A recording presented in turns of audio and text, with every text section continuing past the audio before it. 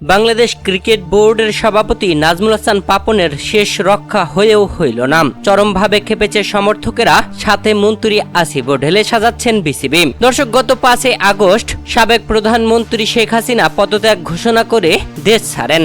দেশ ছাড়ার পরেই বাংলাদেশ উত্তাল হয়ে ওঠে সংস্কার নিয়ে। প্রতিটা ক্ষেত্রে সংস্কার হচ্ছে, যেখানে 17 উপদেষ্টা নিয়ে ডক্টর মোহাম্মদ ইউনূসকে প্রধান উপদেষ্টা করে অন্তর্বর্তীকালীন সরকার গঠন করা হয়। আর সেখানে যুব ও ক্রীড়া মন্ত্রীর দায়িত্ব পেয়েছেন বৈষম্য বিরোধী ছাত্র আন্দোলনের সমন্বয়ক আসিফ মাহমুদ। তিনি যুব ও ক্রীড়া মন্ত্রী হয়েই ঢেলে সাজাচ্ছেন ক্রীড়াঙ্গন, দুর্নীতিবাজদের হটাচ্ছেন তিনি। দর্শক, বাংলাদেশ ক্রিকেট বোর্ড সভাপতিকে পাল্টাতে পারছে না আইসিসির ধরাবাঁধা নিয়ম অনুযায়ী, যেখানে বাংলাদেশ ক্রিকেট বোর্ডের সভাপতি নাজমুল হাসান পাপন তিনি যুব ও ক্রীড়া মন্ত্রী ছিলেন, তবে তার পদ কেড়ে নিলেও বিসিবির সভাপতির পদ থেকে তাকে সরানো যাচ্ছে না।